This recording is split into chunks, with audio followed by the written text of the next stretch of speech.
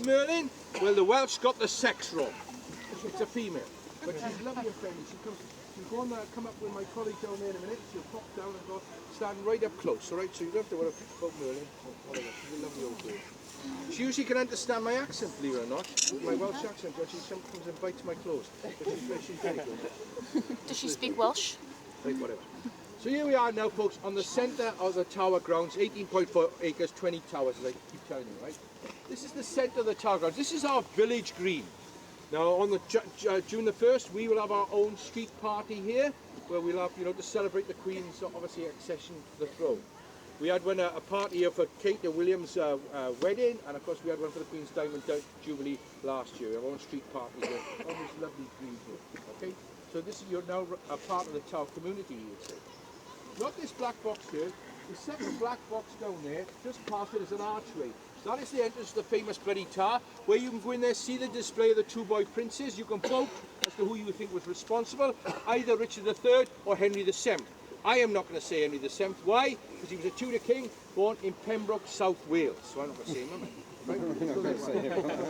Now behind me here now, of course, there's some blue doors. Now can you see the blue door with a large white surround? Can you see it? Yes. Good, because it's probably the most famous and haunted place in the Tower of London. Why? That's where I live. And why is it haunted? My wife lives in it.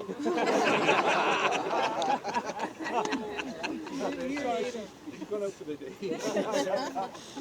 Now in the corner then you can see the tall, perfectly preserved black and white Tudor building known as the Queen's House. It's very famous today, folks. You will see it at the end of the day today. Let me quickly break in here. In about an hour's time, about 12 o'clock, 12:10, there are yeoman warders actually in their red and gold. And they're in the chapel. There's a big service going on in there at the moment. That's why we would normally finish the tour in there, but we can't go in there because there's what we call, as I say, a state parade, which is going on there with the constable and whatever the tower. So about 12:10, they'll actually be parading with in our full dress, which costs about £14,000 each, by the way, each of us when we're decked in it. So that's why we don't wear it every day. The red and gold boys, they'll come and march out there, and then they'll march down there then, as I say, to what we call the Queen's House. So about 12:10, all right? Did you get that? Yep. Good. I don't want to miss it. Right, so I say that's the Queen's House.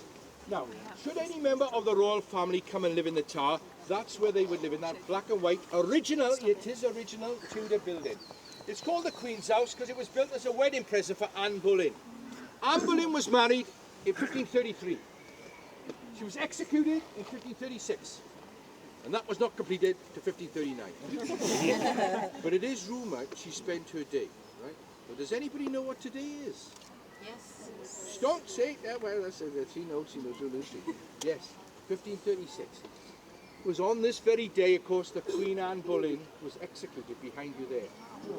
So, and I'll tell you the story in a minute now. So if you feel a little bit of a shiver coming on, all right, whatever, all right. But I say it's the home of the constable of the tower now, General the Lord Dannatt. Okay, he lives there. As I say, he obviously looks after the house. And if the Queen comes, that's where she would go. Since we have a guardsman outside there, I think my eyesight's correct, from the Coldstream Guards. Yeah, from the Coldstream Guards. It is because it is a royal palace. It is tradition that we have a guardsman outside, like Buckingham Palace, Balmoral, Windsor Castle, Sandringham, Holyrood, and whatever. Okay, so that's the royal palace. Now we're moving around here quickly now. This is the Beauchamp Tower. Entrance with that lamppost, the ladies are going there. Go down there, folks. He'll tell you all about the prisoners in the tower that we've had in the tower. Up to very recently, of course, we had the Cray twins here. As I say, two of London's gangsters were actually imprisoned in the tower. Up until very, very recently. And then you go up the first floor then, where you will see some carvings. Now these are what we call graffiti, if you like, where the prisoners over the years, general, yes, have carved their names into the walls. All right. Tells you about the prisoners, and they're all original. They're well worth seeing.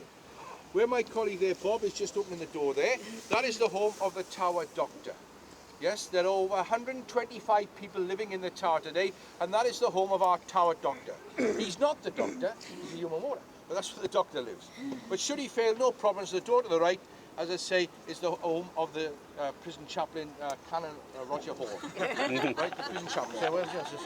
So, Now behind you then, of course, is the chapel. I just want to mention the chapel quickly on the pass end. If you get a chance to go in there today or later this afternoon, folks, it will be open. You'll have to go in with a guided tour or whatever, but you like now, that's where we just join the tour and go in there, because that's where the 3 queens of England are buried, that I'm going to tell you about in a minute. And also, of course, the 2 saints. Remember I told you? St. Thomas More and St. John Fisher. They are actually buried in that chapel. Okay, it's very famous. One of the oldest chapels in England. It's a 9th century chapel. Moving around then, of course, over there, of course, you're the newest building in the tower, called the Waterloo Block, built on the site of the Grand Stores, which was destroyed by fire in 1841. That was built in 1845. Yes, not very old, is it? About 150 years old, as a barracks for the 1,000 soldiers of the Tower garrison. Then under the command, of course, of the famous Duke of Wellington. Now, if you didn't know the Duke of Wellington, he was the chap who beat Napoleon at the Battle of Waterloo in 1815, whatever. So today it houses the Crown Jewels and Royal Regalia. Now, folks, when you go in there, there's a bit of a queue at the moment, but when you go in there today, folks, take your time, please. They are real and authentic. You will see one of the largest uncut diamonds in the world. Ladies, these are your toys! Ladies, 530 carats, ladies. So have a good look, ladies. Then look at the 3rd finger on your left hand. But you can't have everything. Anyway, we're going to have a look at it. And in the far round the corner there, that little castle around there, that is the Museum of the Royal Regiment of Fusiliers, a famous infantry regiment which was actually founded in the Tower London, British Army Regiment, in 1685. Well worth a visit, that museum. It will not cost you. Go in there, you will see some Victoria Cross. And the Victoria Cross, of course, is the highest award for gallantry for, as I say, people in this country. And then just around the corner then, as I say, you will see a round turret called Flamstead's Tower.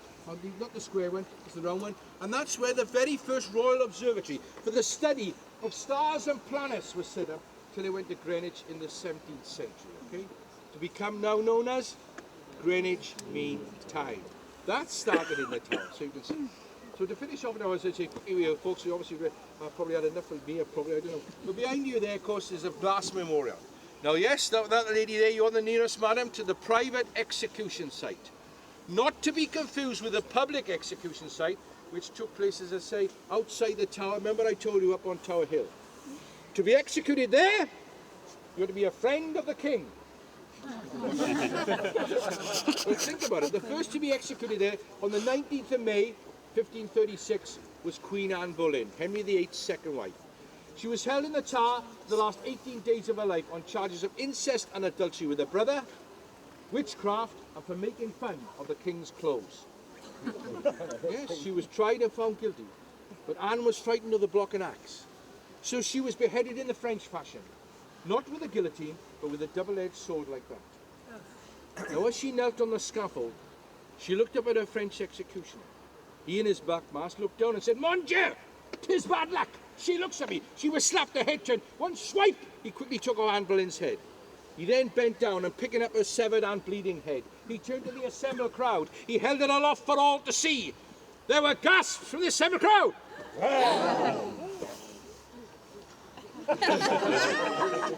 There were even louder gasps from the assembled crowd. And the reason is, as they looked at Anne Boleyn's severed and bleeding head, they noticed that her eyes were still gazing all round the crowd, and her lips were still moving in prayer. 28 seconds after being decapitated, her lips were still moving.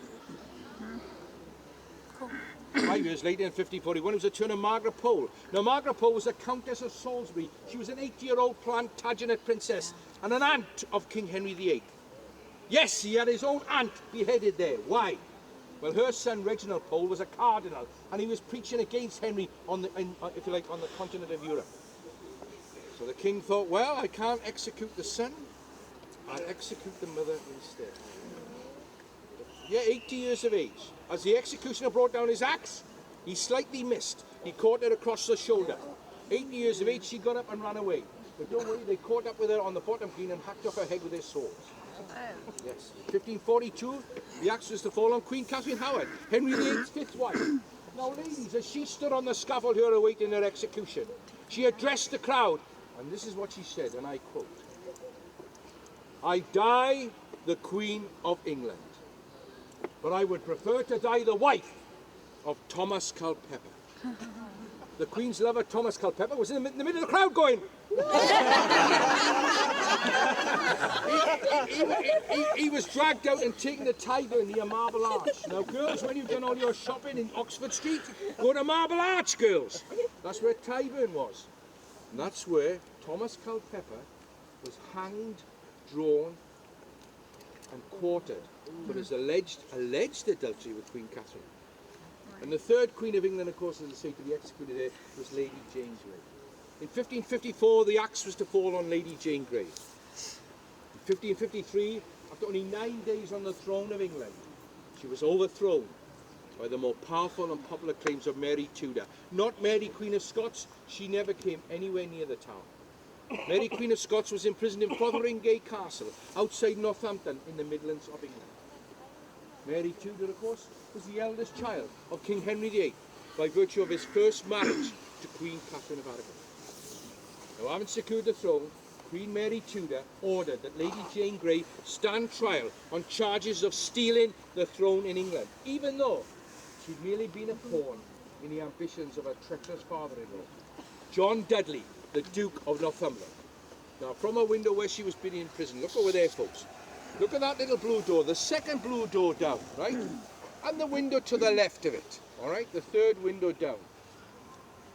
And people have looked in that window to this day and have seen Lady Jane Grey in there. Why? Because it was from that window that Lady Jane Grey saw a young husband, Lord Guildford Dudley, as he was dragged out of the Beauchamp Tower and taken up onto Tower Hill for his public execution. Later that day, she would see his headless body. Yes, his head went towards London Bridge like other traitors. His headless body was put into a wooden box and brought back into the tower.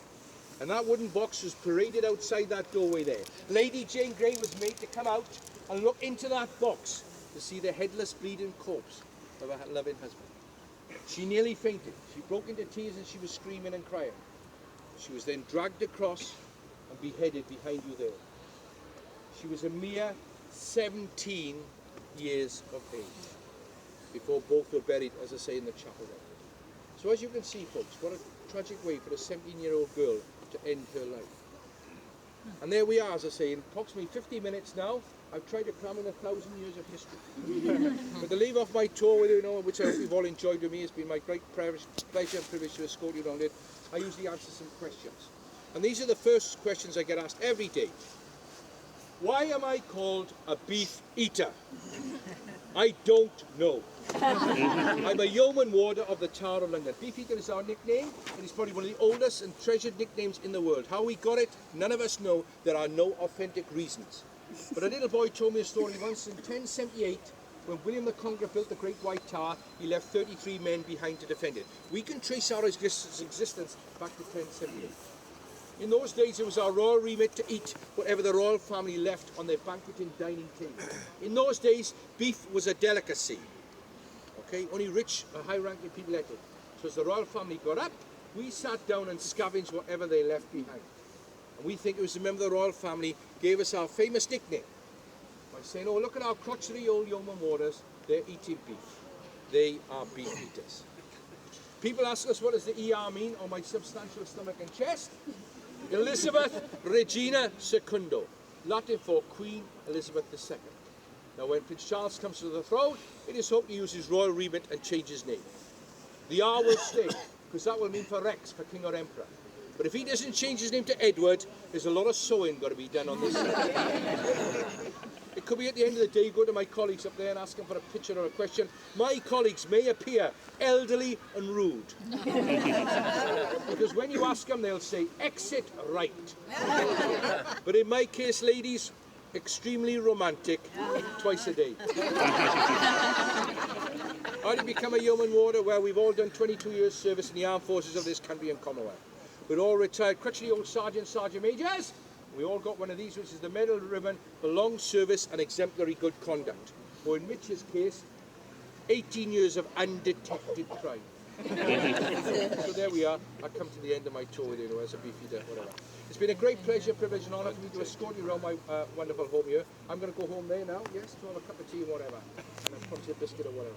Please enjoy the rest of the day in my home. If you're on holidays, I hope the weather stays fair like this. And if you have a journey to make, please have a safe and peaceful journey. I'm about to disperse you, of course, folks, and you're about to go, probably now, go and see the Crown Jewels or the Great White Tower, whatever.